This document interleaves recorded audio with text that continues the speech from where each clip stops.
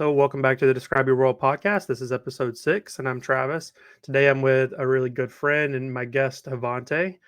We actually have an interesting backstory. We went to high school together for exactly 1 year. So, there wasn't much time to get to know one another and bond, but at the same time, I still have fond memories. So, I'm sure we'll be getting into that a little bit. Javante is a content creator, which I'm excited to talk about, and he has a lot of different hobbies and interests and things that I'm just as curious to learn about myself. So I'm going to let him take over in just a second. For those who are watching on YouTube or listening in audio format, appreciate all of the likes and the follows and the subscriptions. Please continue to do so and find the format that you prefer, and just go ahead and follow the podcast if you like to hear more episodes or go back and listen to some of the past episodes. So Havante, how's it going, man? It's going. It's just been busy for the last what feels like a lifetime. Busy for the past 10 years. Pretty much. It sounds great. So one thing that I was excited to learn, Havante has two bachelors and is working on a master's program. So he's a lot farther ahead than I am. I was playing with the idea of a master's program at one point, but I took a couple classes and then life just happened and I didn't have time for any more. So I'm sure you know what that feels like. But having 2 degrees, there's a lot there to chew on. So what I normally like to do is start with early life, and I like to frame it sort of as an origin story.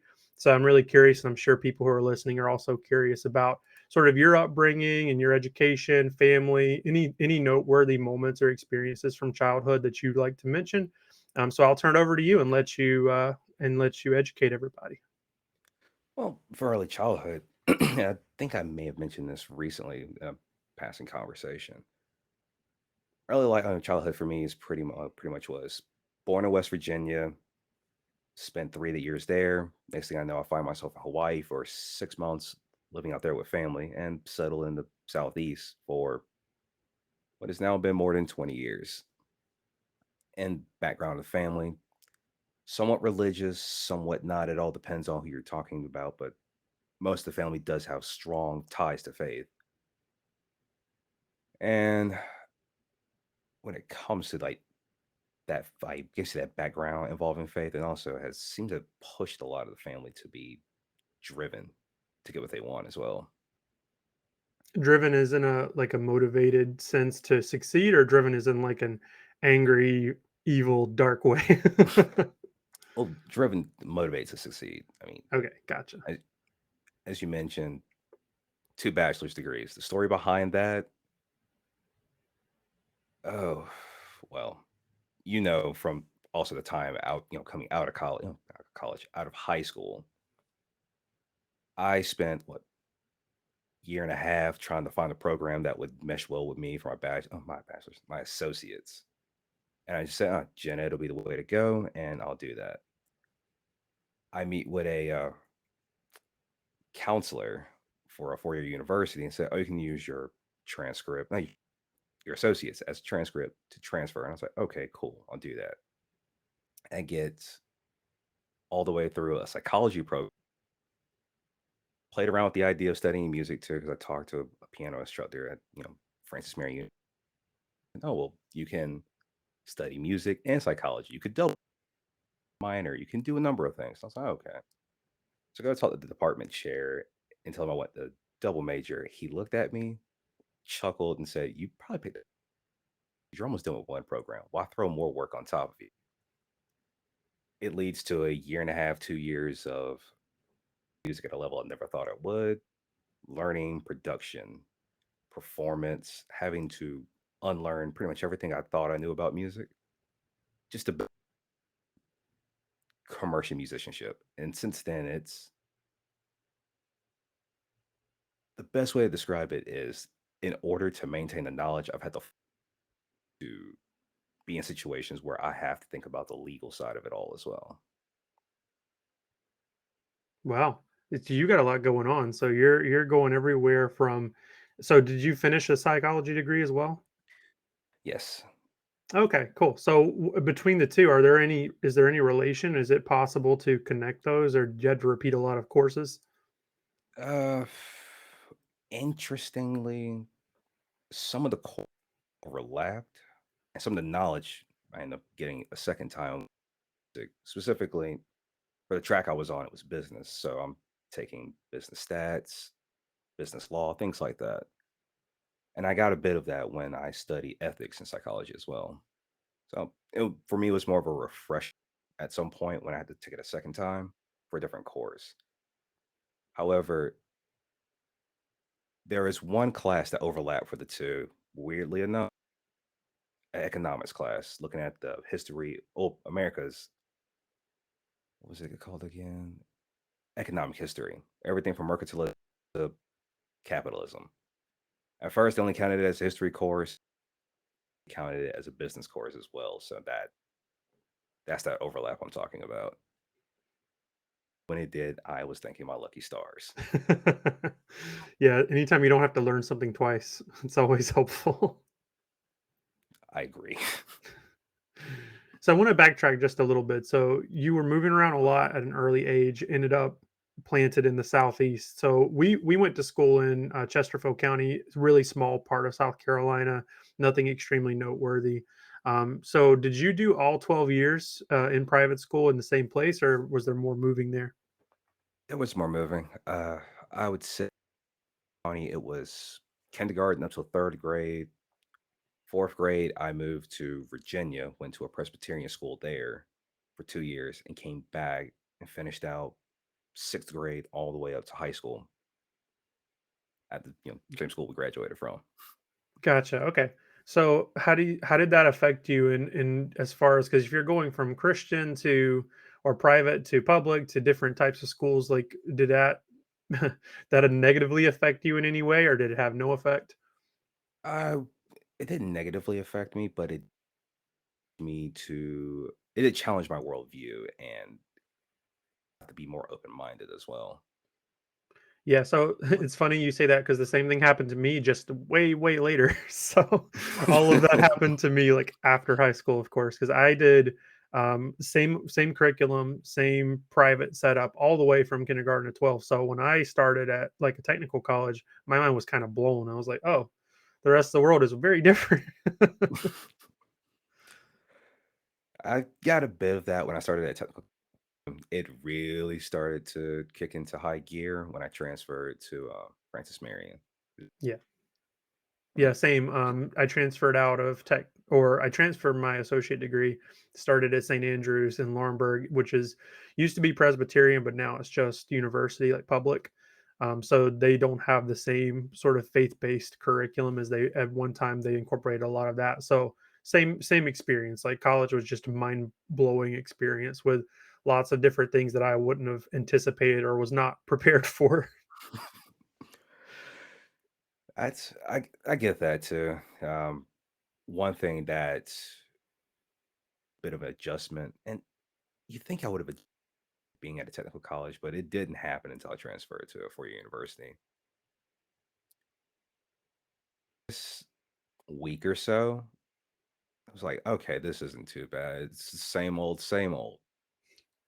Then I thought about what my professor said at the, which was, all right, I'm just letting you guys know, right now, at some point, you're gonna hear me swearing and yelling in class. And I was like, wait, what? You're joking, right? In true form, she did. She started talking about the Spartans and how their society collapsed, and she dropped a few expletives there. And I'm like, oh, okay. This is Yeah. this is the college experience. Yeah, it's like, here's the real world. How are you going to adapt to it? That same thing, very similar thing. One of my professors at NETC basically announced in front of the class, he's like, I'm going to drop some f bombs. So if there are any sensitive listeners, I'm just warning you ahead of time. And the majority of the students were like, "No, we don't care. We use that language." But me and my extremely inexperienced naivete was like, "This is not going to go well." You would think, given my background, because I mean, family reunion is pretty much the Cha Cha Slide playing Oh on no. repeat. While there's like, weirdly enough, what's it called, a snow cone machine somewhere in the background. Just be like, oh well, whatever. I hear this all the time. But to hear say it was a different experience at first. Then I got way too comfortable with it. I'm like, it's whatever. That's What how it is. What was Yep. your family life like? Family life. Early on, it was pretty much my family just pushing pushing me to like succeed, but more so to do the best that I can. Don't sell myself short. Just try, give it 120%, essentially. Don't burn myself out doing it. Yeah, just Like, be the best version of you possible, but yeah. don't like lose your mind or anything. I mean, my grandfather was an example of that. I mean, essentially, you can say came out of like a lower middle class, went into the service, did two tours, there was Vietnam, got out, worked with CSX for years, and even had done some farming at his point, at some point in his life. Some consider one of the few remaining black cowboys. Yeah, that's awesome. I mean, it's another aspect of who you are and what makes you different too. Because where we come from in South Carolina, even though the world has transitioned and evolved and grown, and people have really caught up, I think, quite a bit with the times in 2022 and what's okay to say and what's not okay. Where we come from, I think there are still a lot of people who are really still back in that boomer age where you could kind of say whatever you want and people just have to suck it up and deal with it. I would say it very much still has that vibe in South Carolina. However, as time's gone on, especially since the lockdown of 2020, people have more vocal. They're not taking it like they used to.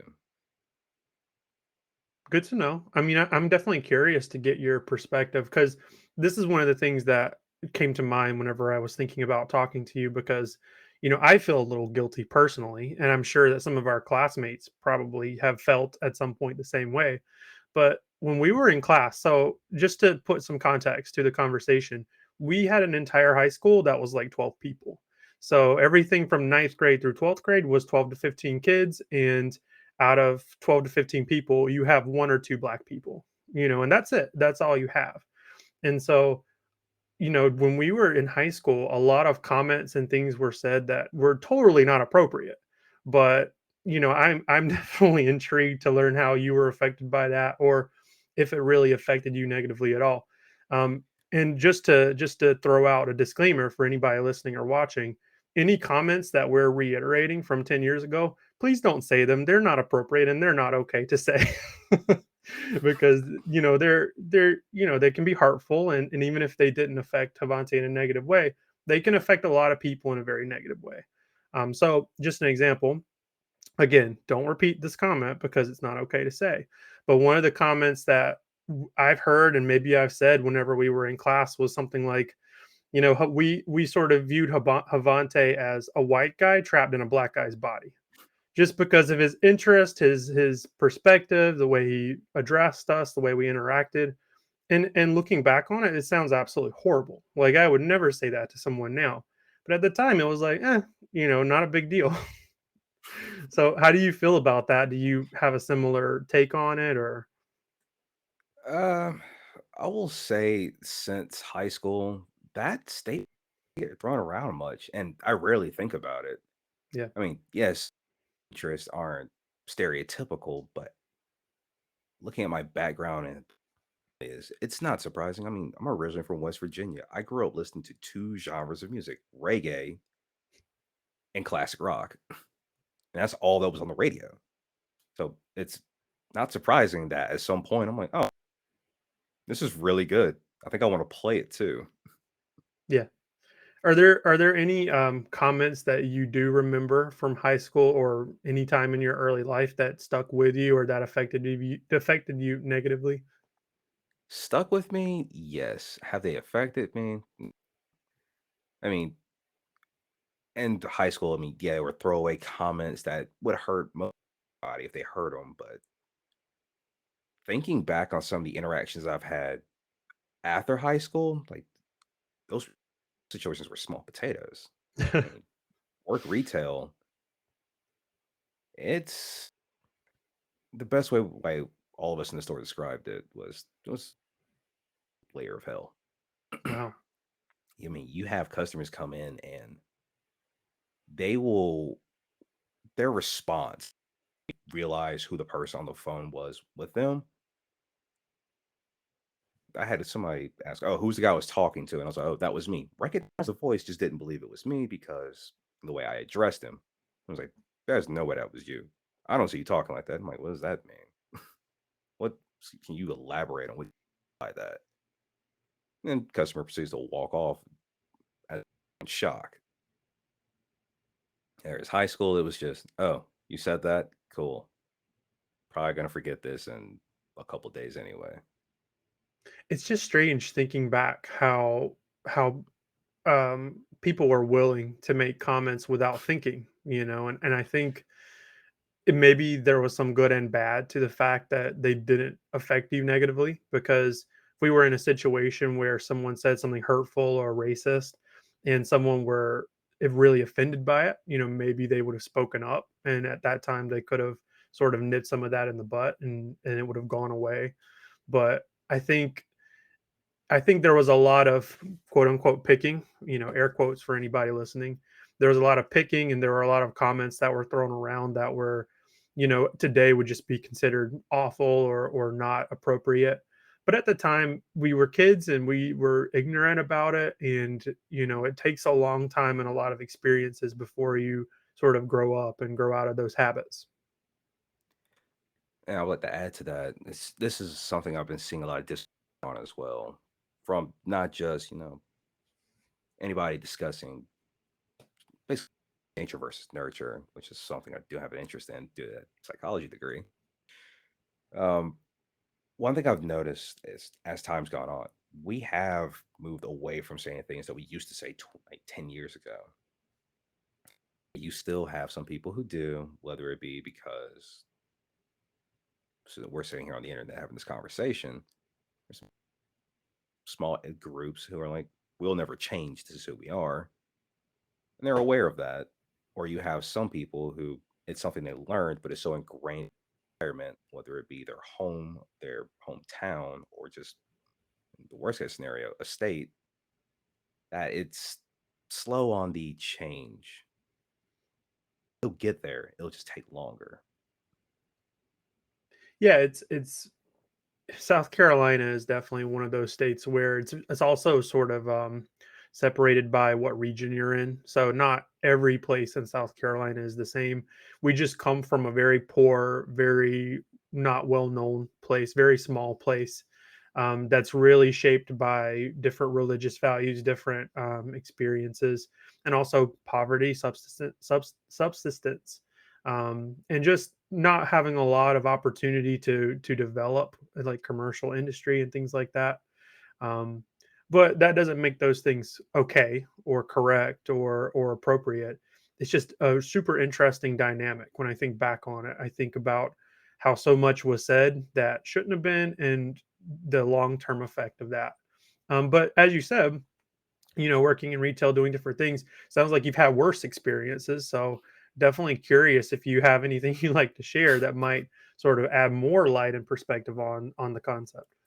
Well, some of the one of the oddest exchanges I've had with a customer. I remember this yesterday.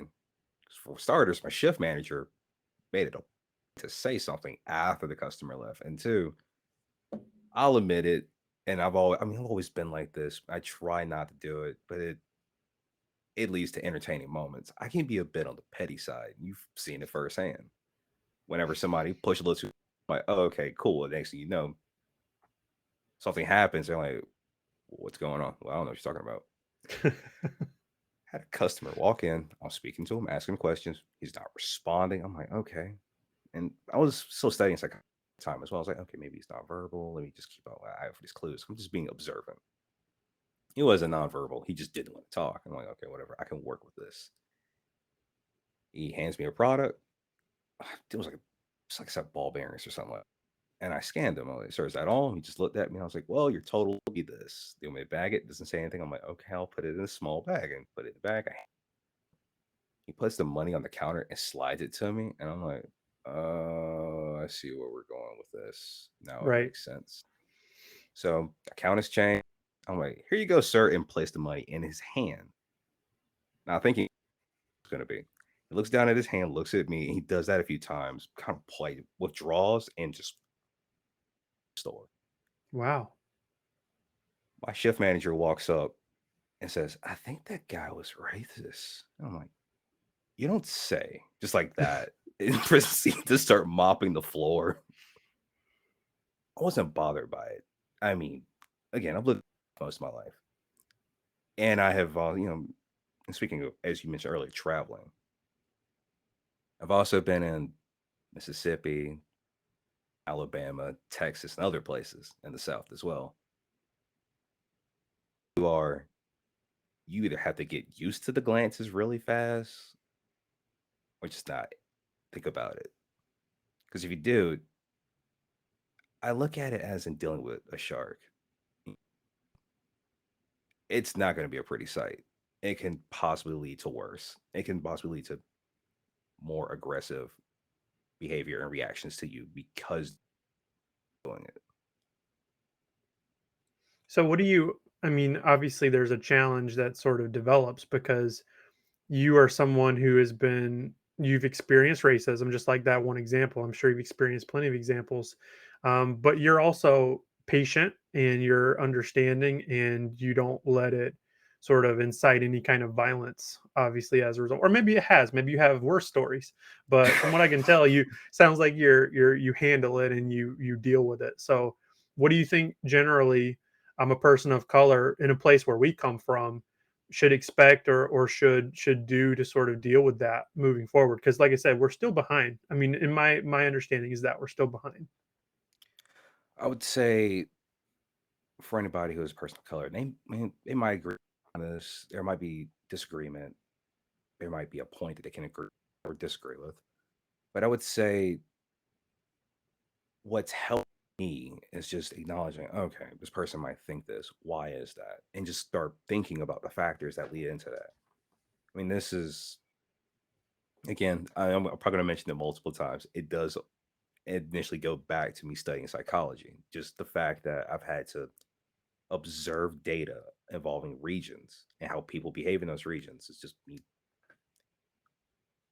the cake for me to just not retaliate. I mean, if someone were to do something that can be deemed racist, how I respond in that situation determine how much it's going to escalate. I can possibly keep it down to a discussion or a debate, or I could just lose cool and next thing we know, have a fight on our hands or worse. I'd rather just try to keep calm. And if they say something, push it to a debate. Ask them, why do you think this? And I've had some success with that. And people, Yeah, I was gonna say, what's a good conversation maybe you've had with someone in which you've enlightened them or deepened their understanding in a way that maybe no one had before? oh, this, um, okay, this is going to sound fair, but I do recall I had to step out into the field as with case management to interview some potential clients, tell them what we, let them know, hey, we're here to help. If you need anyone that's going to get you a lead on any services you need, don't hesitate to reach us, parts and stuff like that. Before we start, an older gentleman walked up to me and made the comments. I don't understand how somebody can be homeless and somebody who traveled and seen poverty in various parts of the country. I've never lived in poverty, and yet I still took that personally. But instead of doing saying, "Excuse me, sir, I'm going to have to ask you to leave," I said, "Well, sir, let's look at the data," and proceeded to just go through the facts of why poverty exists and why some people will be homeless. He looked at me dumbfounded and walked away. I was like, okay, well, I'm not going to sit here and chase him down and preach at him about it. Right. Yeah, because there's a responsibility on the side of everyone else, to educate themselves, to have a deeper understanding.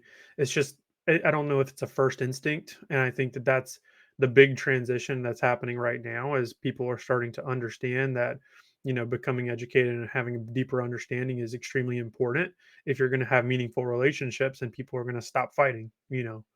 Um, not everyone is as calm and patient as you. I have a So lot of obviously practice. there's some fights I'm sure that have come out of similar situations. That's it really just comes from ignorance, you know, it comes from people who don't understand or maybe people who were raised a certain way. I look at speaking of psychology, I look at you know, some abusive home situations in a similar way. You know, there are parents who were beaten as children, and then that's the behavior that they understand. So therefore, they use that same behavior to parent their children. And until they receive education, understanding, and realize that that's extremely negative and damaging to the child, it doesn't really stop. So it's very similar. It's like if they're raised a certain way, that training and that upbringing just passes on to the next generation. I do agree with that, and that's you mentioning children, parents beating their children. That's something they learn. I feel like that's one of the most common talk points when you take a class involving looking at development as well. I mean, we're taking two of them, and both of them looked into how the environment's going to shape the child, what's innate. And I also have to remember the region we live in. It's more of the same. What what's nature, and what were they taught? What was their home life like? Yeah, I mean, that's it. It really, I'm not going to say it hits home because I was not a victim of any kind of physical abuse, but I do have family members, aunts and uncles who experience that kind of thing. And I don't think that anyone would call it abuse. You know, they would just call it their way of life or what they experienced. And in fact, they would speak extremely highly of their parents, the same parents who were committing those kinds of behaviors. And so it's hard to understand that. Similar to the question of race, it's hard to understand that some interactions that are really good examples of racism didn't have long-term negative effects. You know, the person has gotten used to it and they just went made it through and they just kept going. And so that's not extremely consistent. Everyone has a different response to those things. So it's kind of hard to understand every individual situation. Do agree with that. I do agree with that. So I do want to talk about briefly awkwardness as a teenager because the age at which you and I were interacting with each other in high school, 16, 17, 18, that area, we were extremely awkward. And I think it's funny now because when I think about teenagers now and the way that they behave and the way that they act, I cringe at them. But at the same token, like when I was that age, I was pretty cringe myself. I mean, Um, I go for can't, I can't, I cannot like say, oh, I wasn't. I definitely. I mean, it. I was talking to one of our classmates recently, and I was like, man, I think back on high school, and immediately he said, "Oh, yeah, you brooding borderline emo kid," and I'm like, I want to disagree with that statement, but you're not wrong. I mean, think about the music I listened to at the time, which I do listen to on occasion now, but I don't put it on repeat. There are reasons for that, but it's more so from what I had to do as a music student as well. Keep it varied because I was going to be sitting in the studio having to work on something. Yeah, I mean, I definitely I can put on like a Paramore or a Fallout Boy or a Panic at the Disco album now, and it's I still like it. You know, I understand that it was really for a time and it was really for a movement and a certain type of person, emo if you want to call them that. But I still like it. I still like their modern music, and I like all sorts of music, and so I don't really think of emo music being like 2000 to 2010 or anything like that. It's just, I think it's something that when we look back on that period of time, you know, in history books or whatever, or when we study music 50 years from now, I don't even know that they'll associate emo with a certain type of music. I have a feeling, just given the trends through history, it'll probably be considered a different approach or take at either rock or punk, pop punk. That's what I'm thinking. Because when I think Paramore, I think I think pop punk to a degree, depending on what era of Paramore that is. I would almost associate the style of clothing and the way that the bands presented their music more of a descriptor than the type of person who is listening to it. Because when I think about 14, 15, 16-year-olds, I think emotional and angsty and hormonal regardless of what music they're listening to. I mean, you So are I don't know if that's how it will be viewed, 50 years from now, but that's my guess that when they talk about pop punk and alternative and those bands, they'll be talking about their stylistic stuff. yeah, I can see that. I mean, I have a professor sit down and talk with him about presentation for music. One of the things he's going to mention is style and specifically the band's aesthetic as well as how they dress. I mean, the ensemble I was a part of, we got told the same thing for presentation. Be energetic, however, you need to ham up the behavior. That way you keep the crowd entertained and we're all black.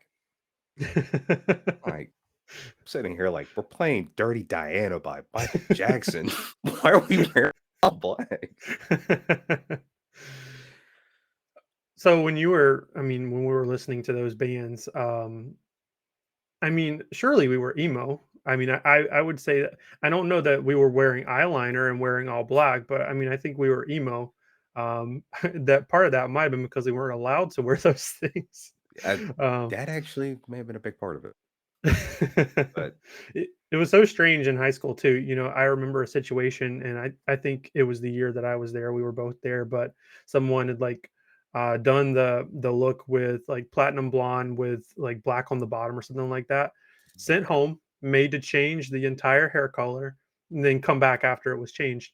And that was just such a strange thing to me. Like I understand why because of the situation and the environment, but it's hair color. Like who cares? I mean, go to any, and I mean any liberal arts in the country, and you'll see, and I'm speaking from personal experience on this, you'll possibly see someone with braids or that are dyed, but the tips are highlighted. And you're just like, oh, okay, whatever, and just move about your business. But in that situation, it was just highlights, Yeah.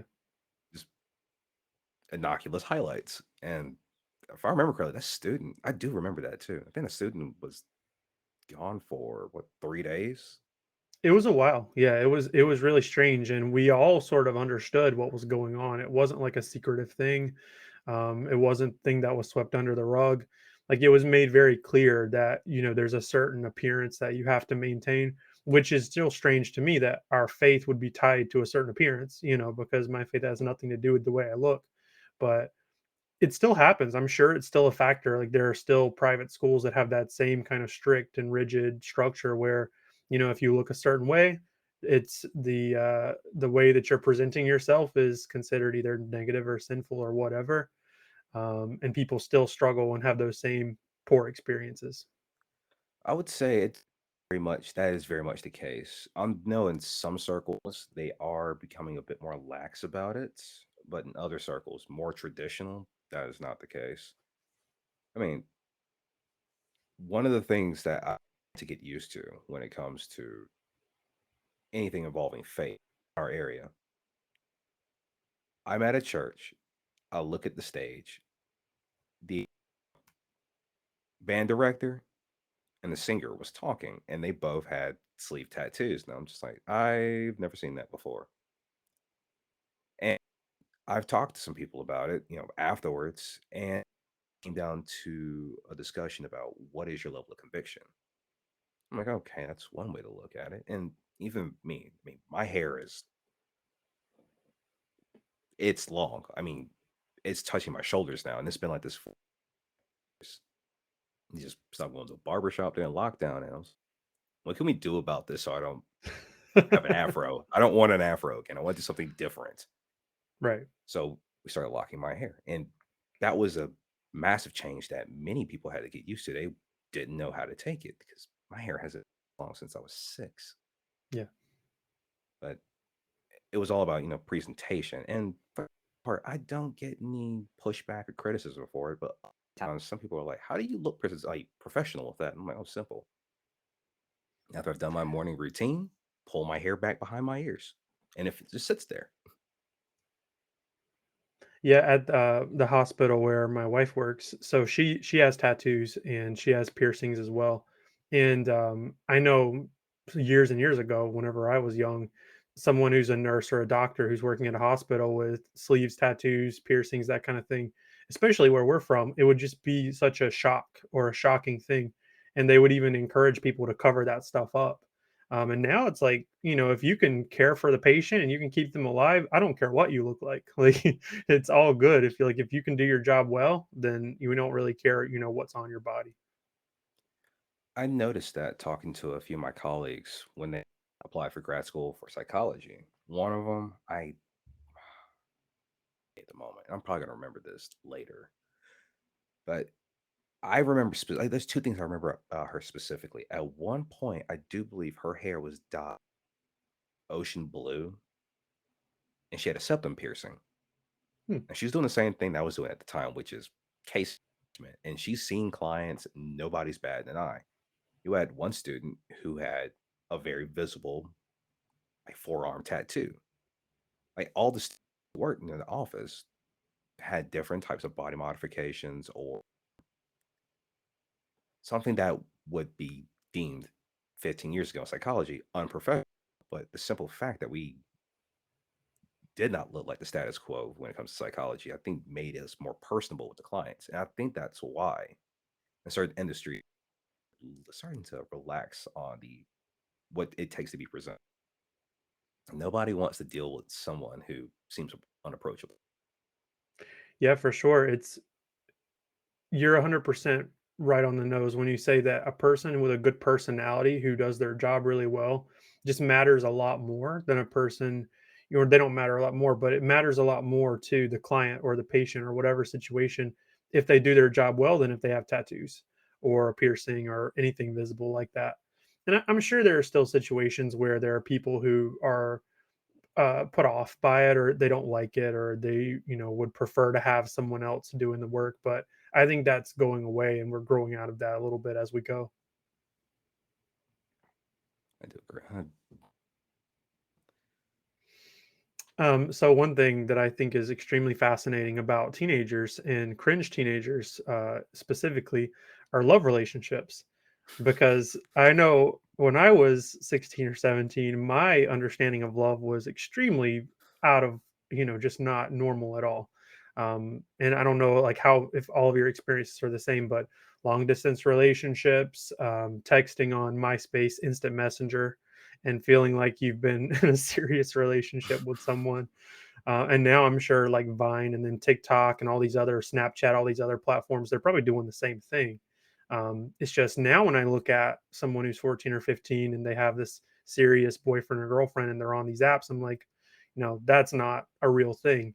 But it was really real to me when I was 15 or 16.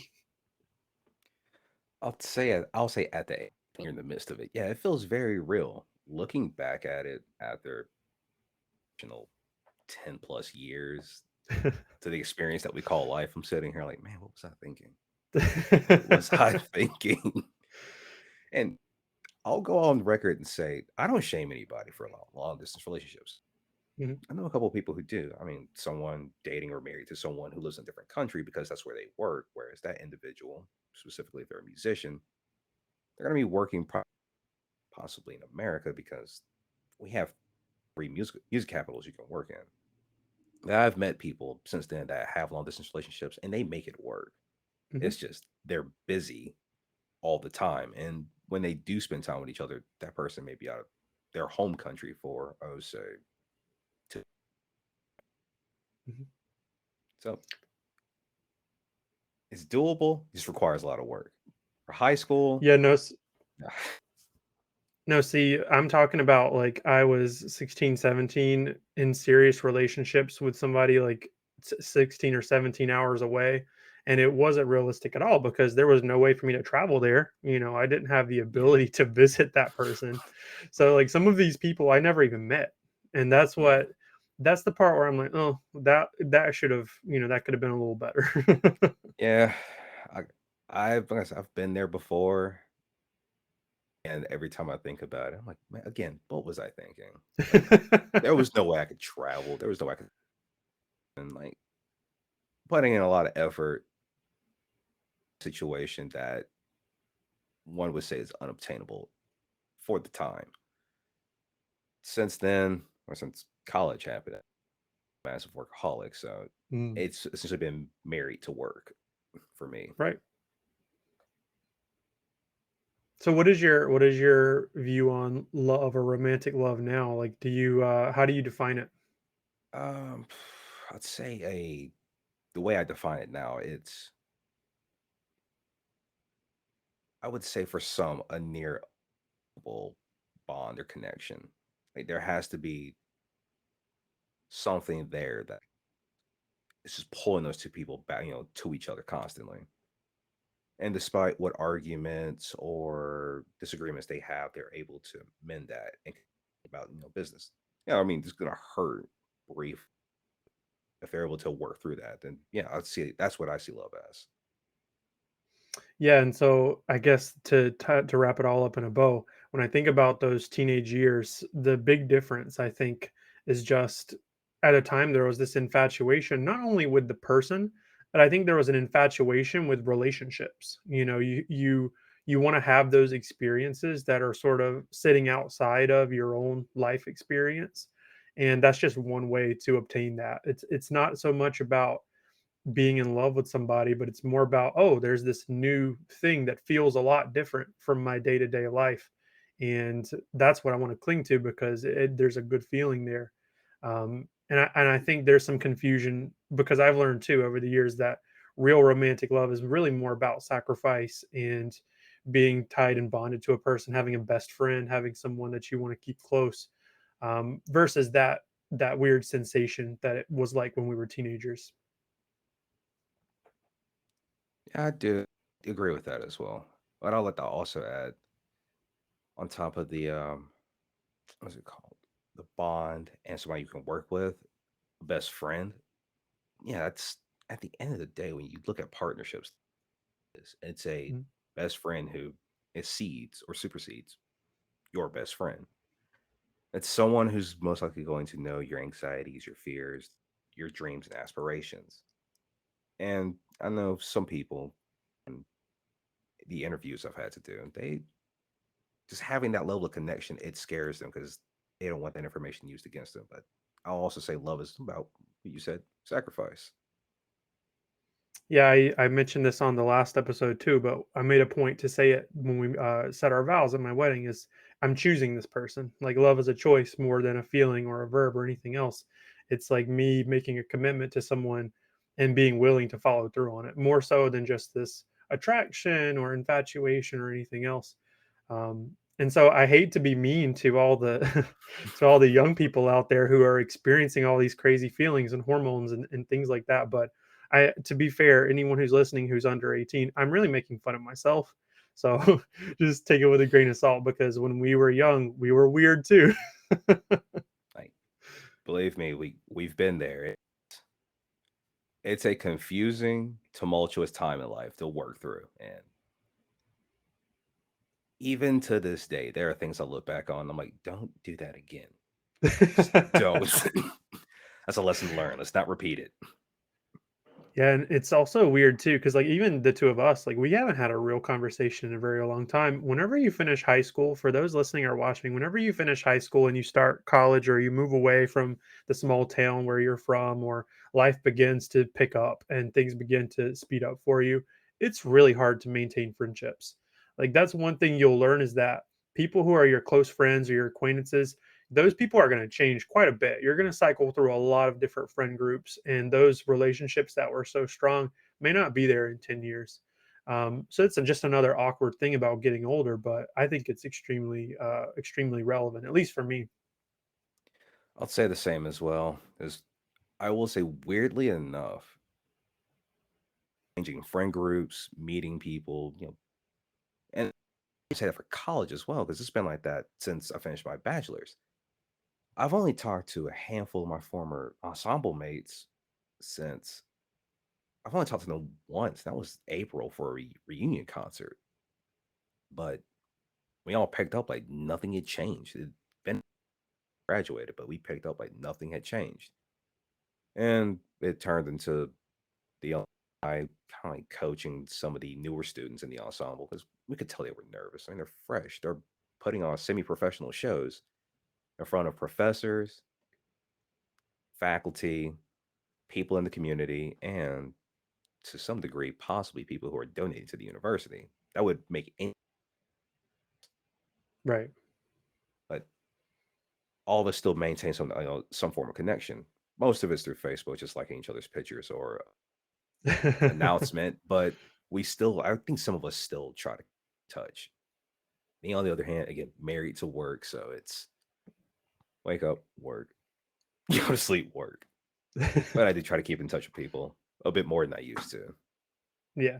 Yeah, it's nice to go back and reconnect with someone, especially when there's so much to talk about. But I do find myself looking for time to, reach out to an old friend and have a conversation because, who has the time for that? There's work and career and personal growth and development. It's just so much.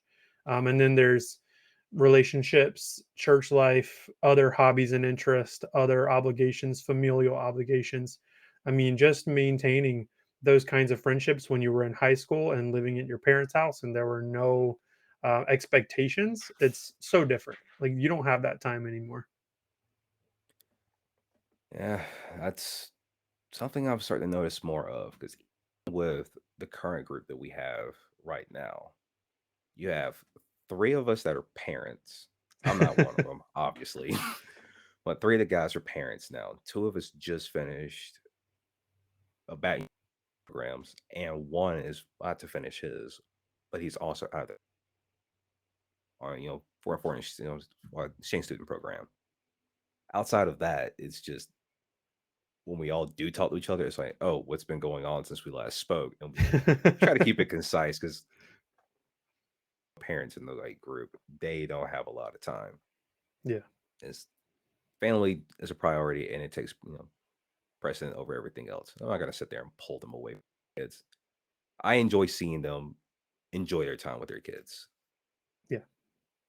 I also would say that a lot of the friendships and connections I've made in the past 2 to 3 years have really not been by choice. Like, a lot of people that come into your life are people that are either tied to, like, your partner or people who are tied to your job, people who are tied to your church, your obligations.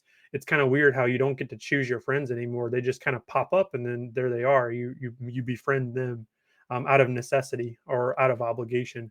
Not to say that those aren't really good relationships, because those are people that I care about, but it's just like it's not high school anymore. You can't pick and choose. You can't get on, a messenger, Yahoo Messenger or MySpace, and have hundreds of people at your fingertips, and you can just start having these hour-long conversations every day. So it is. I think it's better. I mean, I definitely feel more comfortable, and I feel like I'm growing and learning. But it's also confusing whenever it's new. Believe me, I agree. I agree with that 110%. Speaking of, you know, having meeting new environment involving some kind of obligation. Going back to what I was talking about studying music again, making that step into being a double major. It was as a minor on top of my psychology major. And I was like, oh, music's not that bad. It's just here working through music theory, oral skills, sitting here, trying to fine tune the skills I need as a musician. Double major shouldn't be that bad. Department chair, he laughs at, you're gonna suffer. I show up. And he showed me the curriculum of what I needed because they were telling me you have options. We either think you go down performance track or the business track. I went and talked to the chair of the fine arts department. He was like, "Go with the business track. Trust me, you'll thank me later, especially when you graduate." I was like, "All right, sir." So we did that. They're like, "Oh, also you got to like do 4 semesters of ensemble." And I'm like, "Oh, okay, that's cool. What are the ensembles? Rock and pop, jazz, or a guitar ensemble. I'm like, okay, I play guitar, but I thought there's enough people that want to ensemble. Jazz, I've never. So we're gonna go with rock and pop. I think that's in my wheelhouse. I show up, sit down, anxiety attack. Now Oh, I no. can I can put on a brave face. I can do a pretty good poker face in most situations. So I'm sitting there silently doing combat breathing, inhale 4 seconds, exhale 4 seconds. I'm sitting there doing that silently. And we're talking about the songs we were gonna do. Now the ensemble we had at the time was fairly diverse. But we did have one student. One thing, she was a Russian exchange student. She wanted to join. She, but she did focus on other parts, of the curriculum as well, when it comes to the different things you need for musicianship. That first semester was rough. I only had 2 songs, but it was still rough. By the time I graduated, I was playing half of the set, and I was on guitar and bass. Everything from My Chemical Romance down to Paramore and Toto. So I had to learn very fast how to adapt as a musician. And what helped me was the new friends I was meeting. Some of them have gone on to live in Nashville, record and perform there, are preparing for master's programs. And these musicians I met, I would work with any of them if they called and said, "Hey, I need this." I'm like, okay, just give me some time. I can see what I can do. If it weren't for those friends I met, especially the advice they gave me about just relaxing, how to balance, just keep my mental as intact as possible, I probably wouldn't survive in that program. I mean, at the end of the day, I can only say I achieved what I because of the students and the professors helped too. I mean, it doesn't like having a professor sit down and start just throwing out life advice in the middle of a lecture. That was like half of our time in the studio just getting life advice. Those are the best professors. I always Oh, love the ones who are like, "We don't need a lesson today. Let me tell you how to, like, do life." oh man, I can do. I think I might be able to do one better. We were supposed to be working on, I think, using Pro Tools in class one day. So instead of doing that, the professor looked at us and said, "Bring your guitars Thursday." We do. We walk in. He's like, "All right." He pulls out a toolbox, some bags, and we're like, "What are we doing?" He's like, "You're setting up your guitars." Oh. We don't know. I'm here. So he did a workshop on how to set up guitars in the middle of a lecture. We still talked about Pro Tools because he showed us how to use Pro Tools. But he actually coached. I mean, he would give us advice. He even like coached us on a lot of the we did. We struggled on something, he would show us how to achieve the tone we needed, techniques, all that stuff. While throwing in bits of life advice here and there as well. I mean, it's kind of cool how to tie in that concept of, these are friends that you didn't choose that are just friends by default or necessity or obligation, but they can actually be really good friends and build like super strong and tight relationships. People that you might not have expected to bond with and have a really positive relationship with. I think that's kind of the gist of adulthood, though. It's like everything is adaptation. Everything is figuring out on the fly what to do. That's kind of how it feels, at least. It does. And speaking of those friendships, I feel like in the beginning were formed out of necessity, but maintaining them were, I say, some of the best times Hmm. for me at that time. We went from just being like, "Oh, hey, how are you doing?" to just sitting in the studio for hours on end, listening to music and just talking about projects. Or, and I think this was 2020. I think this was spring 2021. A couple of the guys were joking with the jazz ensemble director about getting a grill and cooking at the studio. I'm like, Interesting. "You won't do it." And he made a passing joke about them doing it. A couple days later, they get together some money. They go to one of the sporting goods stores nearby and buy a little kettle grill. Actually, get in the studio with a bag of charcoal. And after every rehearsal each week, we would sit outside in the parking lot and tailgate. Like we campus police show up at one point, like, "What are you guys doing?" We're like, "Cooking. You want some food?" And they're like, "No, but that's fun." Like city police showed up, was like, "What are you guys doing?" We're like, "Do you want something?" Like, "No." And then we just leave. But that was one of those moments where moments like that was with those friends was amazing because we would just sit out there in front of this tiny grill cooking whatever they bought, which was either hot dogs, hamburgers, or the one time they were like, "We're gonna fancy filet mignon," and just sit out there and just talk. Mhm. I mean, this would go on for, let's see, rehearsal would end around 5:30. We would sometimes be there up to about 10 p.m. just hanging out. But Yeah, it's those people are they're more willing to open up, I think, because they're in the same position of vulnerability. And whenever you are, I'm not going to say assigned friends, but essentially assigned friends like that, it takes a lot of the pressure off because making friends and meeting people is extremely awkward and uncomfortable. But whenever people are thrust upon you and you just have to figure it out, then you're all in the same boat and you just start working together. And that's what I'm learning too, like just from in-laws and family and work relationships too. It's like I understand now that I have the confidence to befriend someone, whereas 10 years ago I would have never, touched it with a 10-foot pole. I would have run away. Now it's like, okay, if someone is put in front of me, I'll figure out a way to, connect with that person and at least have a decent conversation. I'll say that's weirdly enough, that's a skill that I feel like is neglected in a lot of situations. Just that ability to be able to have a conversation with anybody. I mean, Yeah. whether it be podcasting or any form of content creation, I think conversationalist is imperative to have, an imperative skill to have in life. I mean, imagine seeing a case manager attempt to talk to somebody or anybody that has to interview or speak with people and they don't know how to have a conversation. It'd be cut and dry instead of as long as it needs to. It'll probably be 5, 10 minutes, and you're sitting here wondering, what was that?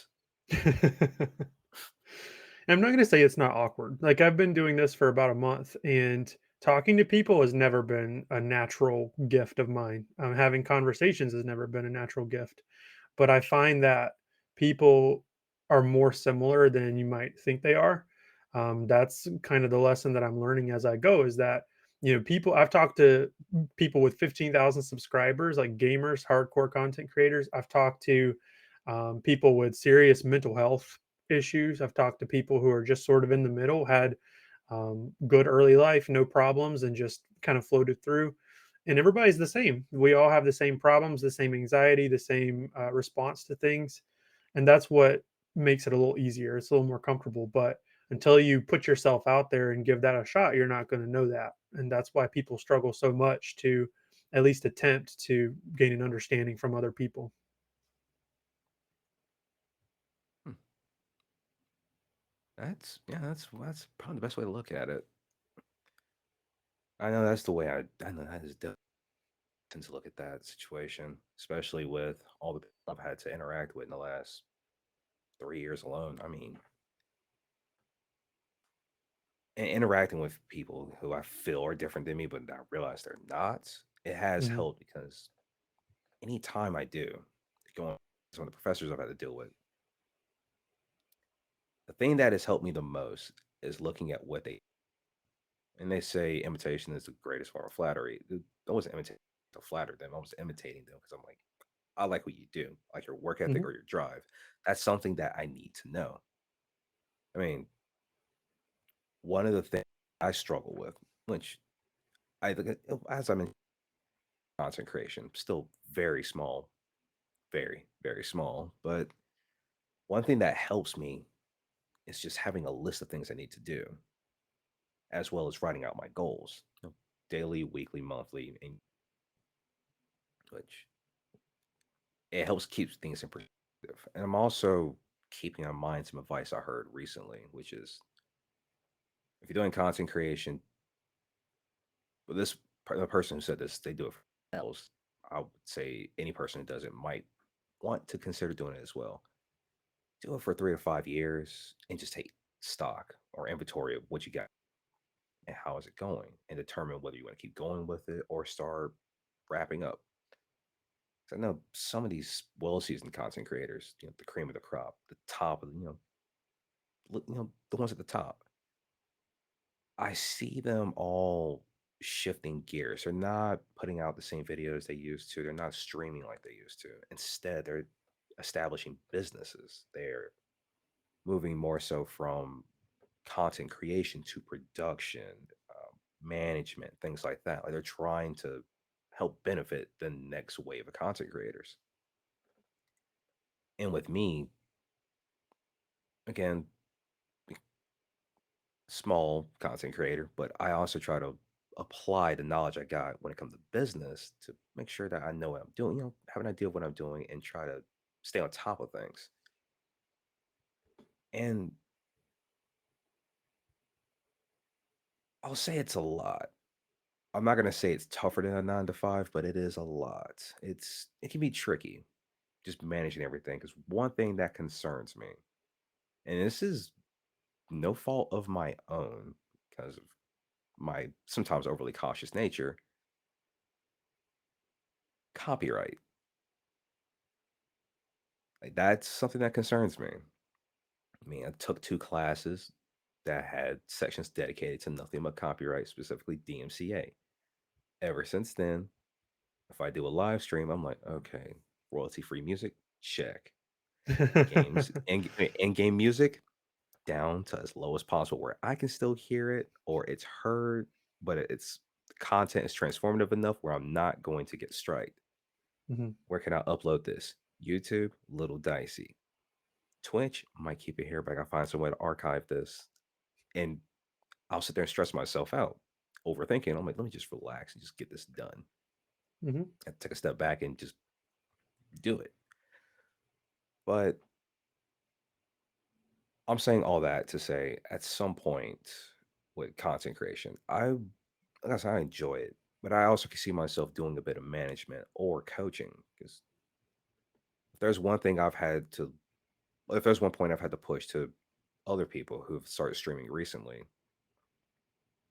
be mindful of the law because it's not national, it's international. DMCA applies mostly everywhere. And if you're dealing with music, you're not just dealing with DMCA, you're dealing with performing rights organizations, and they're litigious. Well, that's when it comes to music. If it's coming to like TV shows, which if I talked about it on this podcast, that'd be possibly its own episode about how Twitch has various metas or just things they do that's popular. One thing that I've noticed, I don't think people do it as much as they did at the beginning of the year, but people were watching TV, just streaming themselves watching TV on Twitch. And we both know that can get you in some trouble with DMCA. And there was a time when people would get suspended for it. We're talking a 3 day suspension because Twitch is trying not to get any fines. And excuse me, everyone remembers what happened on YouTube with the apocalypse. People were afraid because they were losing ad money from ads. That's when sponsors really stepped in to save some careers. With Twitch, I fear that something similar will happen because you had people watching MasterChef on there. mhm. Someone got suspended for 3 days for watching Avatar: The Last Airbender, one of the biggest Twitch streamers. She was like, "Well, it happened. I knew better. I shouldn't have done it." And I'm like, "At least she admitted she shouldn't have done it." And everybody else is just like, "But the show's old. Does DMCA still matter in that case?" And I'm like, "Yeah, it does. Like, look into the law. There are like technicalities that can get you on at any given point, and I wouldn't tempt fate with that." So, What is like I said, isn't what there some type of rule that's like is a if it's 100 years or older, it's you can do what you want? uh, I trying to remember it off the top of my head, but I believe it's if it was published before I would want to say 1972. It's 90 years after the copyright holder passes. Hmm. Anything after that date, it's 75, at least 75 years after the copyright holder passes. Hymns and different things like that, they're all considered public domain. That is free game. And that's why you have a lot of artists pushing for royalty free music. I mean, which interestingly enough, a lot of royalty free music isn't bad. It gets the job done and it does sound good, which I can Mhm. appreciate. Yeah, I mean, as a content creator, you would know as well. But I mean, just setting up an episode of this podcast, I have to go into a library of music that's royalty free already and choose things to play from that. And then I also have to limit the amount of time that it plays. And it can't play longer than a certain amount of seconds. Can't show certain graphics on screen. Even little transition effects can catch you like on a copyright infringement. And so YouTube, Twitch, any platform, they find one tiny little thing like that. And the cool thing about YouTube, and I don't know if it's the same for Twitch, maybe you could enlighten us, but the cool thing with YouTube is YouTube will shoot you a message and be like, hey, here's the timestamp, take it out, and you're good to go. But it's certain things like that, little pop noises, little sounds that will really get you in trouble. With Twitch, the handful of times I've gotten hit for copyrighted audio, which weirdly enough, it wasn't for any audio, like, any music I was playing. It was for in-game audio. Hmm. The only times I've gotten hit for that, they immediately scrubbed the audio from that section. They didn't even give me a choice of it. And I'm saying to Hmm. myself, if you would have told me what it was, I would have done it myself, save you the time. But instead, I don't even recall getting an email about it. I think I just ended up checking my analytics and saw it. I'm like, oh, that's great. And anytime you get a warning like that, the first time it'll make you nervous. The muted audio definitely should be taken as a warning and a moment to figure out what's passable and what's not. With Twitch, it's a little different. Going back to how some people push the envelope, I could probably pull up a stream right now. Somebody will be listening to Snoop Dogg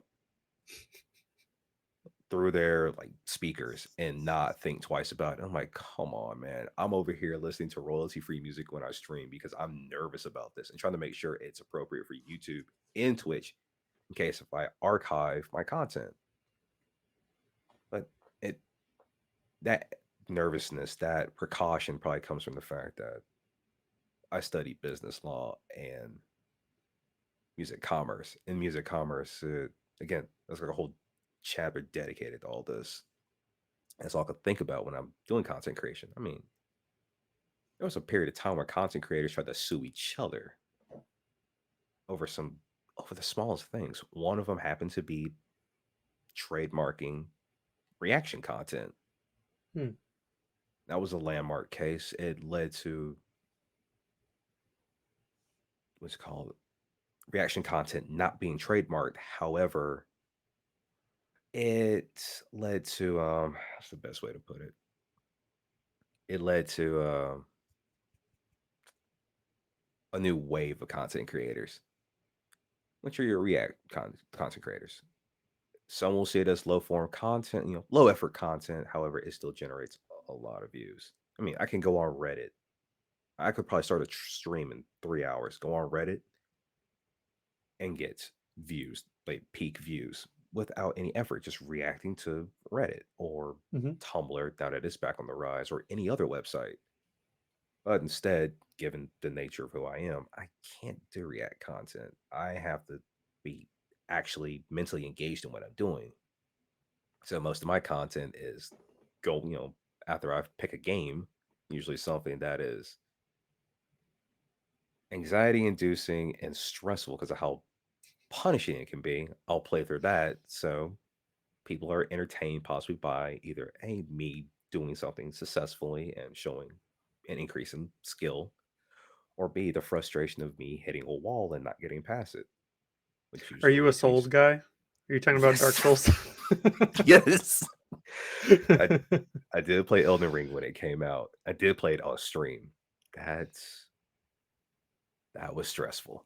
I Dark Souls mean, to 3. be fair, like maybe I couldn't the reason that I can't be a React content creator is because my reactions kinda suck. I just don't react very strongly, and so it's weird when you have a person who's watching content and you're watching them watch the content, but I think you come to understand that you wanna watch them because of their personality and the way they react. So I would suck at it because I don't have strong reactions. I would also suck at gaming because I'm not very good at video games. See, So I have to talk to cool people like you who are good at those things. well, with gaming, weirdly enough, for me, it goes as far back as early childhood. I mean, some of my earliest memories happen to be my cousins playing Super Mario World on Super Nintendo Entertainment System, or my cousin who lived in Hawaii playing the first Sonic game on Sega Genesis. Those are my earliest memories with gaming. I'm like, "Oh, okay, that's cool. I get my first console. It's a place. This is the original PlayStation. My grandparents were like, here you go. I'm like, oh, cool. I was like, what games did you get? And they're like, oh, they hand me the games. Spyro the Dragon and a fishing simulator. Spy those two games demanded perfection because Spyro's a platformer, which led to habits I still have to this day when it comes to platforming, like double checking and making sure I'm not about to mess up a jump. In the fishing simulator, that was a test of patience, which is why I still have an inhuman level of patience today. What are some of the games? So someone, I'll give you a chance at the end of the conversation to shout yourself out, so you can point people back to your stream. But what are some of the games that people will see if they come over to watch you play?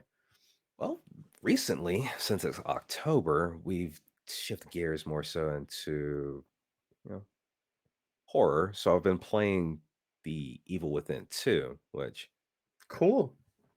I'm having to return to it because there's some content I missed in it. And one of the guys was just like, you need to do this. You're gonna hate yourself, but you're gonna enjoy it because it has a nice little ending. And I'm like,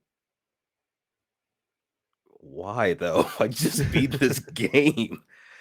So because they urged me, I was like, all right, I'll do that. And as you mentioned earlier, being a Soulsborne guy, I have played Dark Souls 3, Elden Ring, and at some point, I even mentioned this recently. When I work up the nerve, I will play Sekiro Shadows Die Twice, which is supposed to be Oh the no. hardest. That's supposed to be the hardest game that From Software has developed. And I am not looking forward to it. I remember hearing the guys when they played it when it first came out. They ran into the cockerels and it was 2 hours of just listening to someone actually slip into insanity. I mean, the guy was like, "I don't understand what's wrong with these things." I'm like, "Are you good?" And at some point, he just regressed to his childhood and started talking about how evil roosters are. Oh So no. we had to force him to stop playing the game because we could tell it was about to break him. So I'll play that eventually. I'll probably make that a I'll probably make that a sub.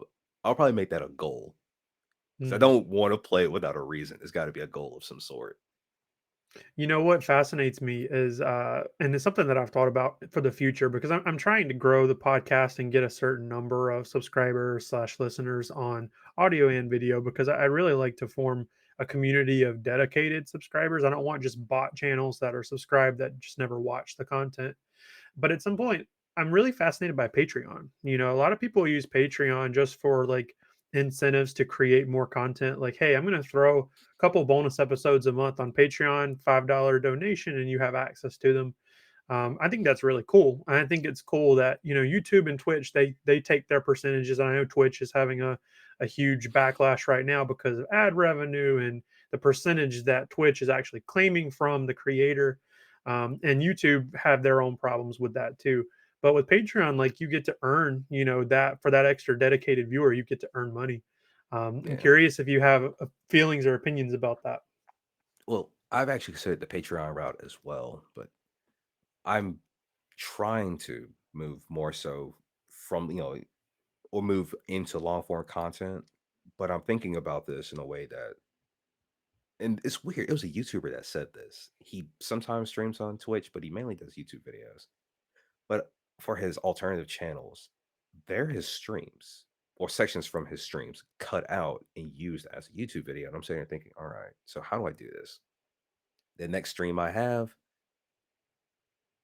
it'll be most likely me playing some indie game that's short that I can turn into a 2, 3 hour long video of me just trying to perfect what I know about, my knowledge of the game, specifically how to beat it effectively. Whether or not that's going to actually me beating it effectively is going to happen, that we'll see. We'll see when the stream happens. But Yeah, what you do is also it really helps you too, because not only are you doing something that's skill based, because you're trying to improve your ability to play a video game that's already challenging. So you're going to draw people that want to see that, because they want to see someone who's capable of beating the game. But then the other part of it is it's going to make you so angry that people are just going to laugh the entire time, and they're going to react to your, your being heated up and being angry. see, So it's a win-win. It sounds like great content, and that's kind of what I'm learning to grasp when it comes to content creation. Is what are those little niche things where I can pick up? This subscriber loves podcast. This subscriber loves this. This subscriber loves this. What can I put in that's going to keep those people around? But gaming is really nice because gaming just creates those avenues for you. yeah, like take for example, in the last year, I've gotten more into PC gaming, and it's been the ultimate test of, for me, ultimate test of skill and my patience. You may have heard of it, Valorant. Oh boy, talking Hey, at least about it's not Fortnite, right? someone actually tried to convince me to stream it, and I was just like, I'm good. I'm good. The only way you're gonna make me stream it if it's a collaboration. It's got to be a good one. It's got to be for a cause. There's got to be a reason for it. But not with Valorant. If you're familiar with what's it called? Counter Strike, Global Offensive, CS:GO, that game is challenging. Valorant is that has that same level of gunplay at times, but everybody's got superpowers. Right. And I'll be sitting there like, oh, okay, cool. We're gonna hit the point. We're gonna deploy. We're gonna move about our business. It's gonna be great.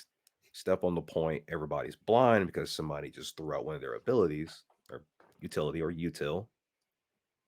And then you just hear the announcer talking about how many of us are getting dropped. And I'm sitting there running away blind, hearing gunfire. And I'm like, I don't even know where I'm going. Or when I finally do finish warming up, it's just me sitting there staring at the screen. And you're like, who do you think you are, Shroud? I don't even think you're close to that. And I'm like, no, I don't think I'm Shroud. He's one of the, which I will say, he's probably one of the best professional gamers in North America. I mean, every game he plays, this guy destroys the competition. That he has an affinity for that. Me, I just like perfecting my skills and at my own pace. I'm not going to sit there and with everything going on, I'm not going to be able to spend the time to do it effectively to get to that level. But I would love to do it for entertainment and content. And on top of that,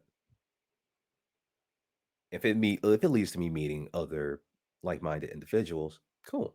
Because that's what's happened with me playing Valorant. I've run into other streamers who have generated some interesting content that I like to watch or have in the background. It's usually them playing something that I also play, and I just hear them screaming for good 10 minutes because it's getting to them, but it makes good content. And when you can get two people, two or more content creators together, and they're able to bounce off of each other, the crowds that draw, that's I think that's more so for the performer side of me because music. I think that's why it resonates with me. It's like, oh, cool, you're entertained. Well, how about this? Oh, that's bad. And just play off on the mistake and try to be entertaining about it. What are your who are your favorite creators to watch? Um, it's an interesting mix. There's a couple of guys on YouTube. One of them's name is Oompaville. So imagine, and the reason I like his content, he does a lot of his content's reactionary to a degree, but it's more so like him looking at TLC's shows and talking about it, and he'll explain, "Oh, I do not like this at all." And he's called them out for their shows because of how predatory in nature they can be.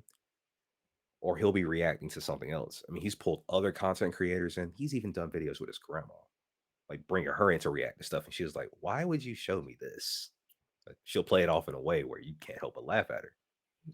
And despite what people say about him, he just seems like a genuinely nice guy. I mean, yeah, I mean, this is the same guy who was sitting in his backyard, essentially to blow stuff up. He lives in Texas. I kind of expect that from the friends I've had in Texas. And another one, his name's Some Ordinary Gamers. He's essentially a commentary channel that does tech, a little bit of tech advice as well, because my knowledge of Linux is extremely limited. It would have helped when I was in retail because our registers ran off of Linux, Right. but he talks a lot about Linux. He'll react to, or he'll call for attention to a specific topic. Like if there's a YouTuber on the platform that is putting out dangerous or harmful content, you might see Udahar put out a 30-minute video or a video up towards to an hour talking about the person, dissecting their content, him giving his opinion and telling you, I do not approve of this. This needs to stop. So those are two guys I watch. When it comes to Twitch, it all depends on the mood. But I have been trying to find smaller streamers to give them support. I mean, Mhm. my issue with Twitch, YouTube has its own issues with discoverability, but Twitch discoverability is hard. If you are not getting viewers, you get buried rather quickly. I mean, like, say for example, right now, there's an invitational. I can't remember the game that's it's for, but there's a tournament going on. Now, last time I checked, I think they were pushing somewhere close to 1 million viewers. Wow. And I'm like, I wouldn't play that. No one's gonna watch it because they're gonna see these pros sit here and just destroy each other. Whereas you can look through that. You can look into what's called the browse section and figure out, oh, this has 10 viewers. Let me try that. And it might be some indie game that no one's talked about. And that's part of my bread and butter. Indie games, on top of right now it being horror. But with the indie games, I do enjoy them because those guys, they find something they like. Classic Legend of Zelda, the 2D games, and I'm like, okay, cool, let's go with that vibe and let's mix it up by throwing in new mechanics to challenge the player to think outside of the box. It feels like a Zelda game, but it's not a Zelda game. Whereas I've been trying to find what's my niche, and honestly, I just feel like it's variety because one day I'll feel like playing, say, Valorant or Overwatch 2. The next day, I'll probably move on to a game from a small French developer that's essentially a fantasy life simulator that punishes you for the smallest of mistakes. I mean, get a cold, and next thing you know, you're waking up in the inn because you've passed out walking back to town. Just punishing things like that. And that's also what people seem to come to my channel for. Just watching me play something that's going to be punishing and trying to find a way to circumvent the frustration that is just Yeah, not being good. I've learned, and this is something that I've learned in just the first month of trying to manage the podcast, but the YouTube algorithm is extremely unforgiving. And there are a couple of things that will kill your channel extremely fast. So the first thing Mhm. is engagement matters way more than almost anything else. Like it doesn't matter if it's a dislike, it doesn't matter if it's a hate comment, as long as they're liking and commenting, then they're going to push your content. Retention matters a lot. You know, if they watch 100% of it versus if they watch 20%. And then the one thing that I don't fully grasp is that if you upload anything at all that's not in your lane, they're going to kill your channel. So it's like if I upload 15 podcast episodes and shorts related to podcasting, but then I go upload one like guitar cover, that's going to bury you extremely fast because the YouTube Yeah. algorithm wants you to stay in your niche and in your lane. So the thing that's appealing about Twitch is like, hey, I'm a variety gamer. I can play any game I want. And if people enjoy my personality, people come to the stream, Twitch is going to keep pushing my content out, which sounds kind of like what you're playing with right now is just figuring out what your lane and your niche might be. That's also where, for me, TikTok comes into play as well, because I do have some clips over there from games I've played offline. I mean, I'll say my most successful clip, it's not a million views, but still for me, and for it to grow as fast as it did in a short amount of time, I was like, oh, this is great. And I'm a no name. Like this feels good. I should definitely keep this up. If I remember correctly, the clip was just essentially what not to do in Valorant. It's the last round. I'm like, win or lose, this match is over. I don't care anymore. We turn the corner. Like we like the whole team turns the corner and chaos erupts. And I upload that TikTok. I go to bed. Wake up next morning. I had a couple comments, and I was sitting there talking to people in the comments, and they're laughing at the fact that I'm saying like, yes, I hope this TikTok will be used as an example of what you do not do playing this game because I don't claim to be good. I just get, I honestly feel like sometimes I just get really lucky.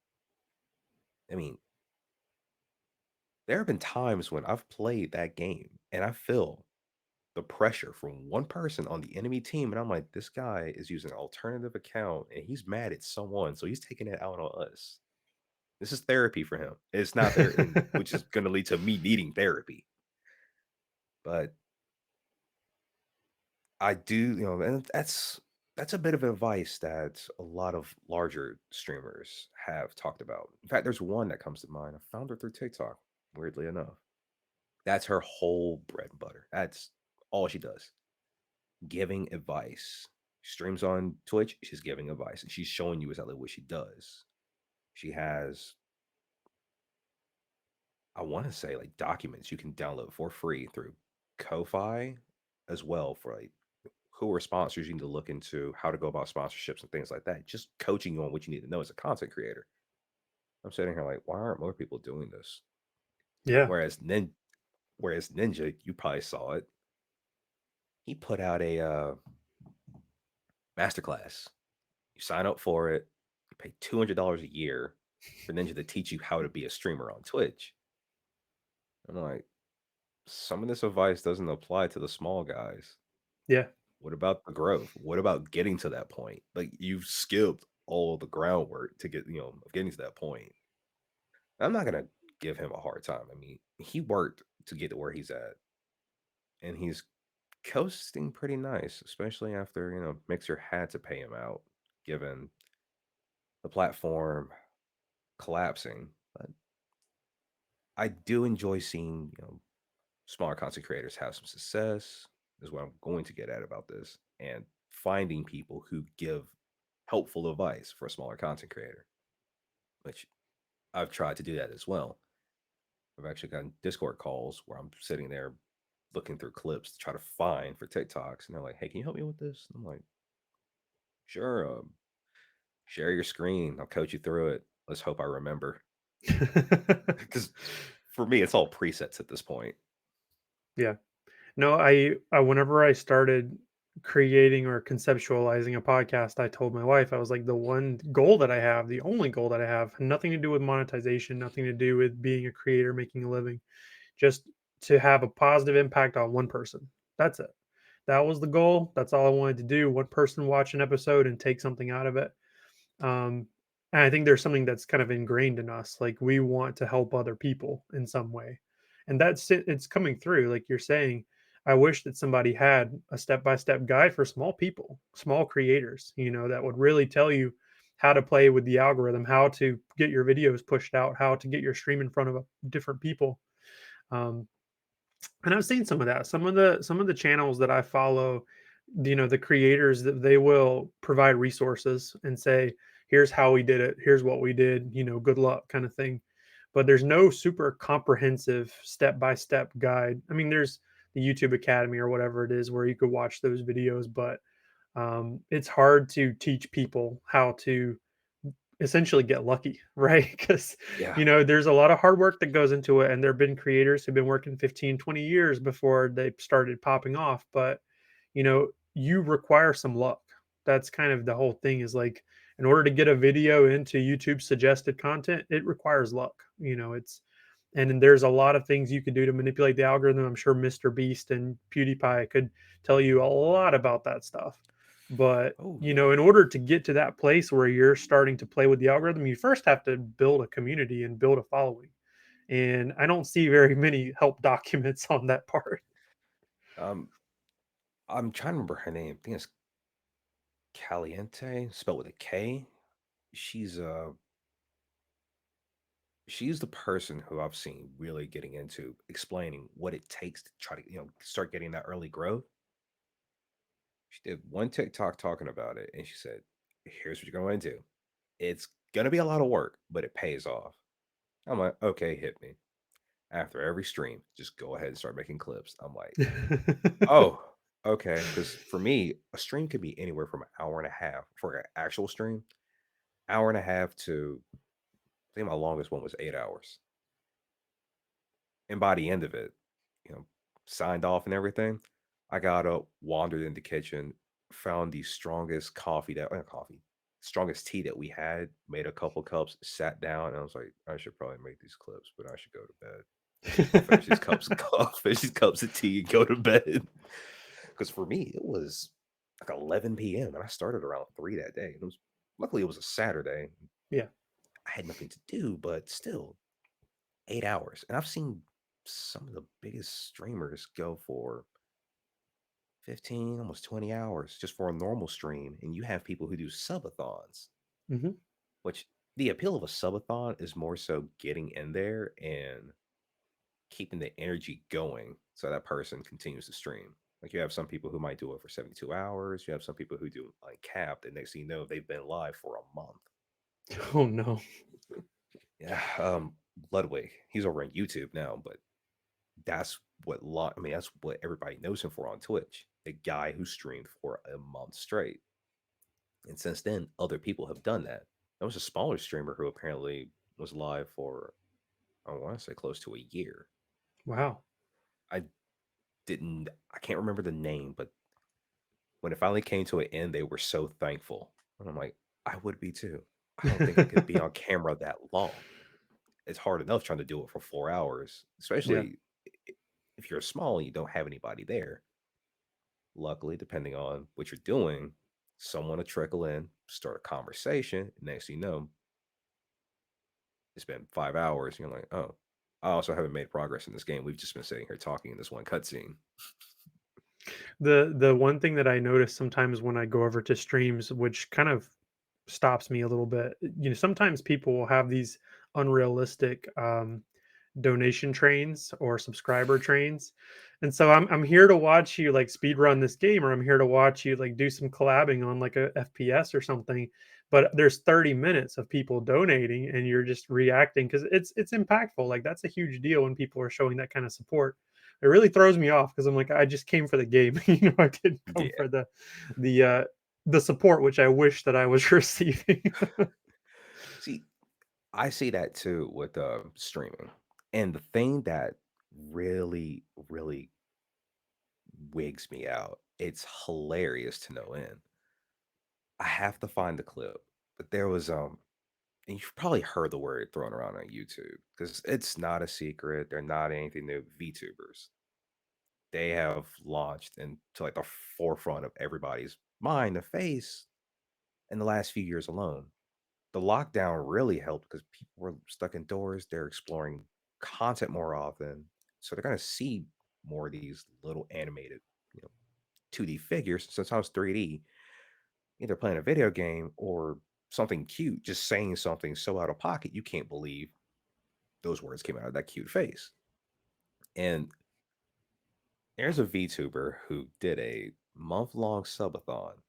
And if I remember correctly, her friend, who happens to be a Welsh YouTuber named CDogVA, dropped in her chat just checking on her. And in the clip, he's telling her chat, increase the time. Like she was about to run out. I think she was at like I think 3 hours at the time. And he just kept screaming, run the clock. It went from 3 hours to about 12. Wow. Like he just kept hyping them up. Every so often, people would just drop in and hype up her audience to increase the clock. And she spent a month on stream. That's that's part of the appeal of subathons. Just seeing how long you can keep somebody on stream if it's uncapped. Yeah, no subathon for me. So anybody who's watching or listening, I'm not going to be in front of you for more than a couple hours, I promise. You're not going to hear my voice for 8, 12, 3 days. Like none of that's going to happen. Just talking to people and having deep conversations for a couple hours is more than enough. I might do it if it's for charity. That's the Okay, only yeah. way I'm gonna do it. I'll do it for charity. Like, Mhm. which there's a couple I would. There's a couple I wanted to contact recently just to see. Hey, do you want any other content creators involved with raising you guys some money? I have free days coming up, and I have nothing better to do, and I Hmm. would definitely love to give back. So I think what the plan's got to be then is you and I are starting a new podcast, but as VTubers. So we start a podcast as little animated creatures and use voice changers, and then we just talk whatever we want to talk about. If I did that, if I did, that's the weird thing about the VTubing scene. Like, I've heard of content creators who had a career on YouTube and they didn't get any traction. Still using their actual voice, they start using a VTuber avatar. Next thing you know, they got a million subscribers, and I'm like, how? How? And I'm like, oh wait, let's check some of these clips out. Oh, now, now I see why. It's what you Yeah, it's say and what your VTuber looks like. more about the look, I think, because you got some people who are into some very interesting things. Yeah, that's which you saying that made me think about. Depending on who is in chat when I'm streaming, the conversation will probably just be us talking about video games and movies, or it can go into talking about different things in media, like how certain like, forms of media will push the envelope with the story they tell, and you're just sitting there like, oh my god, that was terrible. Why did I read that? Like, I had that conversation recently with a viewer. That conversation lasted 2 hours. I'm sitting there playing a JRPG, and I'm like, wow, these enemies are kind of tough. Look over, and I'm like, I think I know what you're talking about, but continue. I read the next message. I'm like, yeah, I know exactly what you're talking about. Never read it, but I've heard about it. And it's one of those things that people kind of like talk about, quietly in the corner. They don't want to admit that they've heard about it or they know. And I'm sitting like, wait, I just recorded that. I know about this. Oh, well, anyways, and move on.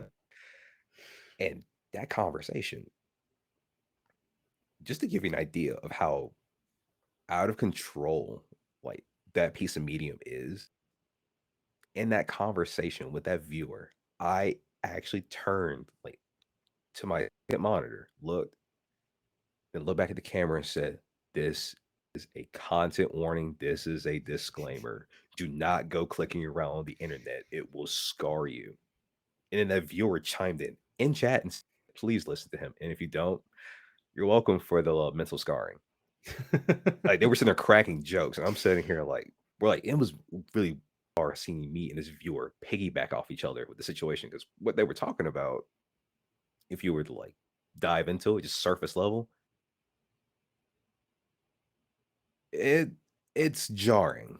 Well, that's slightly. It can be absolutely scarring for some people. And we were just sitting here having a whole coded conversation about it like it was nothing. Granted, like most people in our generation, I've been on the internet 20 years. I have I've seen some things, man. Like, I say that like a Vietnam veteran, all joke, but no, like when you've been on the internet as long as some of us have been, you get to a level of desensitization where nothing really jars you anymore. And then there's the Twitter associated with the fact that I stream. It's one of the scariest places to be on the internet without going somewhere like 4chan. Yeah. I I sometimes would think go ahead. go ahead. I was about to say, like, sometimes I'm like, is 4chan really that bad? Because like Twitter actually has me concerned. It can be so bad. Yeah, I my greatest fear of success is having an out of context Twitter that I'm not managing. No, thank you. Man, I may have shot myself in the foot because I did say in a recent stream, this me and a viewer were talking about one of the things. I try to keep the topics open for whatever you want to do, as long as you do not trauma dump. I actually probably need to add that to my rules. I have studied psychology. However, I am not equipped or qualified to talk about trauma on stream. I will most likely give you assets that you need to make a call so you get the help that you need. But we started talking about tribalism and fan bases. It's a very interesting topic when you look at the anime community because they're ravenous. And since Chainsaw Man anime just dropped, based off of the manga, that's exactly what we see. And we got into a full blown conversation about how people actually were threatening a content creator. I believe it was a content creator about their opinion on a couple of the characters in Chainsaw Man. And I usually don't make strong statements on stream. I'm usually, and this is probably a bad comparison, but I sometimes take the out, which is almost like I'm being way too politically correct. That's more so for to avoid being taken out of context or being canceled. But I'm gonna go ahead and say it. If you're sitting here sending threats to somebody about an opinion, shame on you. They Yeah. don't deserve that. It's an opinion. This is the internet. This was supposed to be a tool used for discussion, discourse. And instead, it's rife with tribalism. I was defending the person on stream. I was like, wow, I'm being vocal about this. I never do this. And the rest of the stream just had that vibe. Anytime something came emotional response out of me, I would just strongly.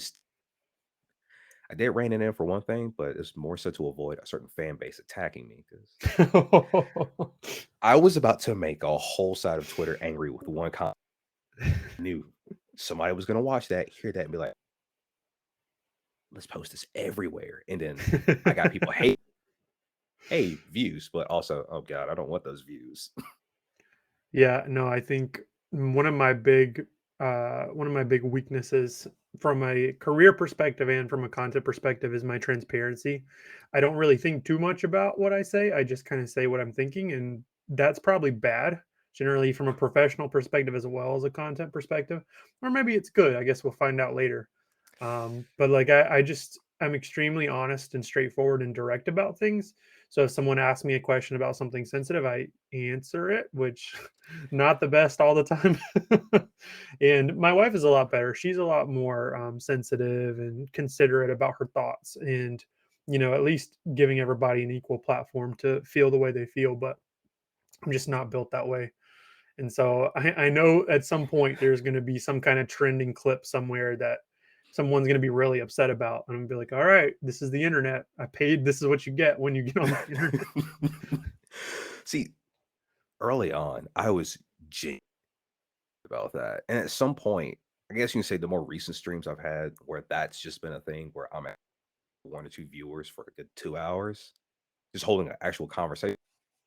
Like, I just go into this, I'm like, okay, I'm just going to flow organically.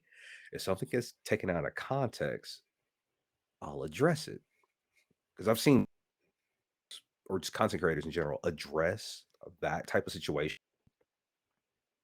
as masterfully as possible.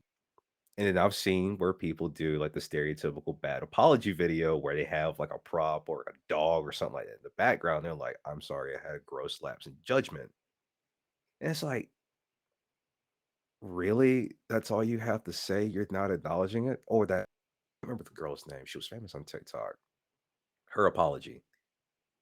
I would react to it on stream, but it's been reacted to by so many people, there is no point. She got called out because what she did was criminal. But instead of like apologizing, she made like a brief statement about her life and then turned and danced for the rest of the video.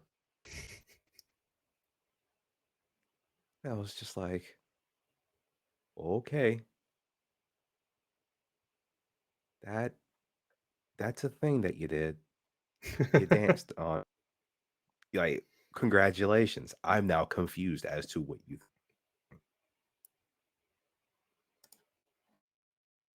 So just to kind of transition into the end here, I do want to ask you a little bit about purpose and calling, something that I normally talk about with guests toward the end of the episodes. So I guess the first question, the most obvious question is, what do you understand your purpose to be? Do you understand that you have one? And if so, where does it come from? Well, I feel like purpose for me, I think it just comes out of the way I've lived my life and what I seem to have an affinity for. One of the things I think it would be for me is helping people. I mean, I'm not the 100% self-sacrificing, I will suffer so you like, be taken care of, but I will. There have been times when I have gone out of my way to help somebody. And normally in situations like that, it's just like, oh, think nothing of it. I move on. They want to make a big deal out of it. I'm like, please don't make a big deal out of it. Just go about business. Like, well, as usual, it's not a big, hubbub about it. I'm like, no, stop. And the other thing, I guess it comes out of my time in college as a musician. I really found that I have an affinity and enjoyment for entertainment. I mean, just a bit of background for the ensemble I played for. We did play in a wine bar in town as well as a local brewery. Those were some fun shows. Just have a bunch of people sitting around with ciders and ales as well as beer, sitting there, belting out the lyrics to "Ain't It Fun" by Paramore, or you have a bunch of people sitting there swaying while like singing Rosanna. Like those were fun moments for me, and I think that's part of like why I jumped into content creation like I did, which really the start of it was someone just being, hey, let's stream this game.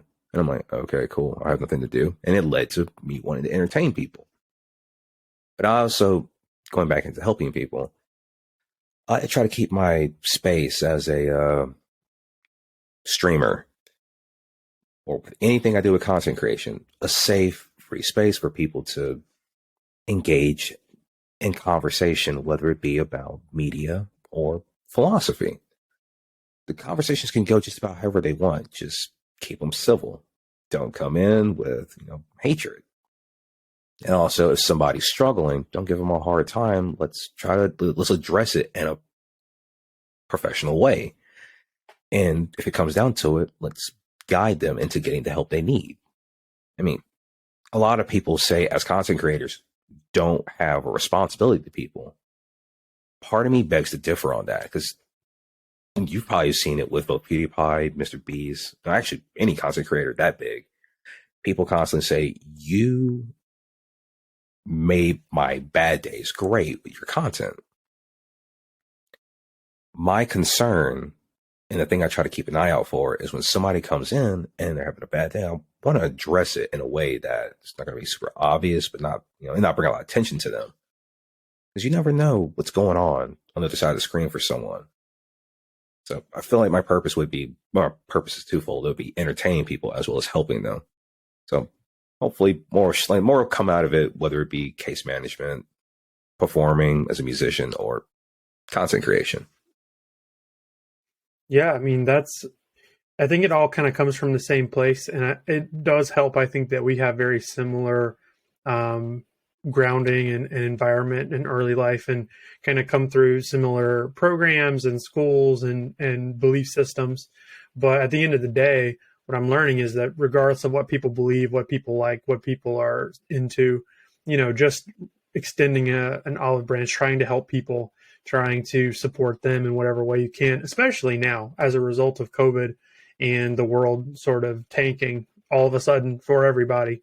People are really starting to figure out that being helpful and being caring and concerning is way more effective than trying to argue for a cause or trying to start some type of, incite some type of violence. And hopefully that direction will continue. Hopefully the Gen Zers will save us all. Can't say that I have extreme faith in them, but you never know. I'm hoping that they surprise us. I truly do. Like, I see a lot of potential in the generation, and I hope they surprise us all. Because what I see today, boy, does it scare me. What is your this is totally unrelated to purpose and all that good stuff. What is your guitar of choice? Well, if I had to be honest, for now, it's the I would say the one I'm currently using, which is a Fender Stratocaster, or excuse me, Fender player Stratocaster, similar to the Highway 1 setup with the 2 single coil pickups and a humbucker. I I also feel like I had that guitar for a while. I don't have it anymore, but I definitely had that guitar. That's a really good setup. Would you have the humbucker? I enjoy it. It got me through so many shows playing. It got me through a lot of things because, really enough, at some point I had to play jazz, and I think that humbucker did it for me.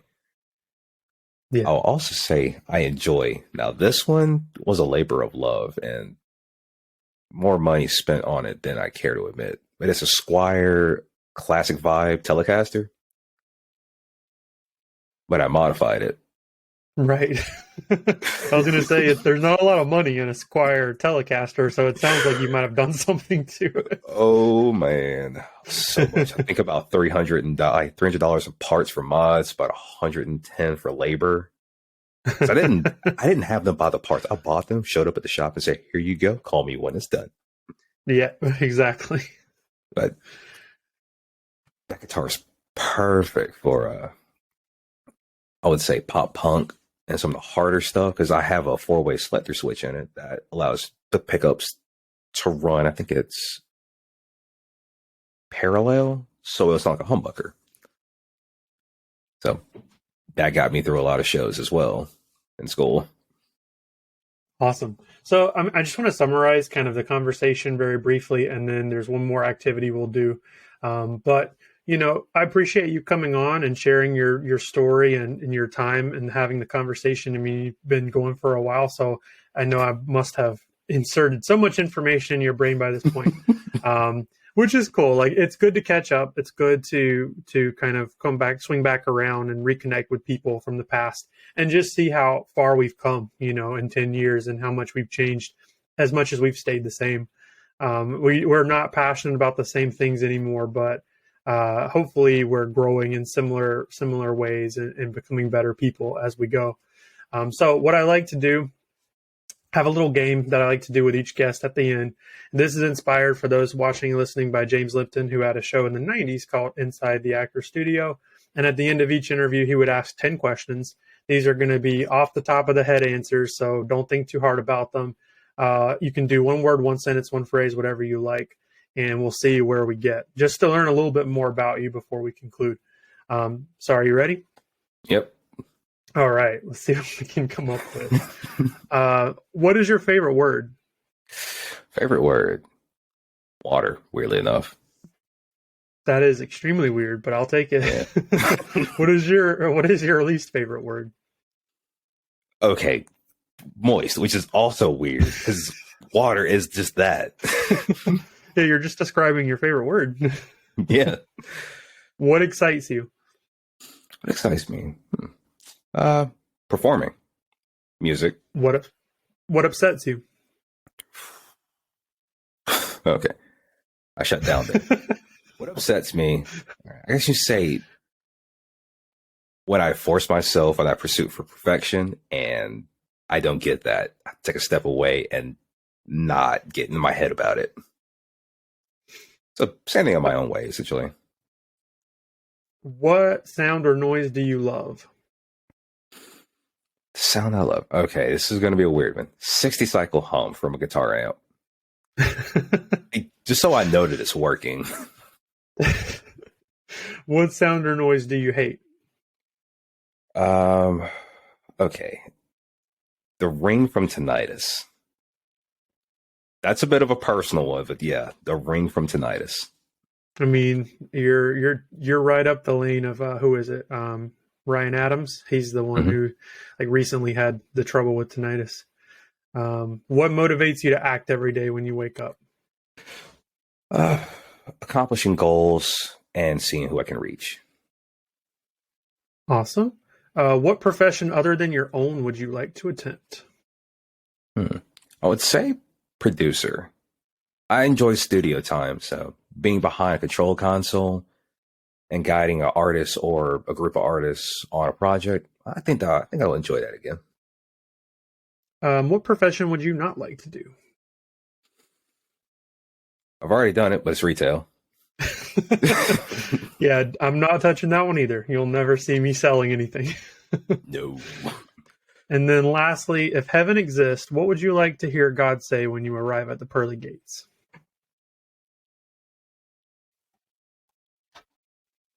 Hmm. So tell me, what were you thinking for all the things that you did and it somehow worked out? Or you somehow didn't get hurt? I want to hear your thoughts. So you want God to ask you a question. Yeah, he's already gonna have the answer, but I Right. would like to see the reaction of like me saying it. Fair enough. So that's the end of the show. I'm going to let you have the final word. So, again, thank you for your time. This has been a lot of fun. Definitely have to do a part two at some point because there are a lot of points that we didn't get to. That'll be really cool to do at some point. Thank you for your time. This is a time for you to shout yourself out, say whatever you'd like to say, and then once you get done, I will hit our outro music, and we're all good. All right. For the viewers on YouTube as well as the listeners, the audio format, you can find me on Twitch at Reggae Toxic. That is Reggae spelled REGGAE _ Toxic TOXIC, as well as TikTok by the same name. You'll know when you see the icon when it's Rasta colored. I will make sure that your host have the links with before the weekend's over with. I gotta get everything together. And hopefully you'll see me on YouTube soon as well, as I get everything I need to start archiving. Awesome. Sounds good. Well, thank you again, and we're all set. Thank you for having me.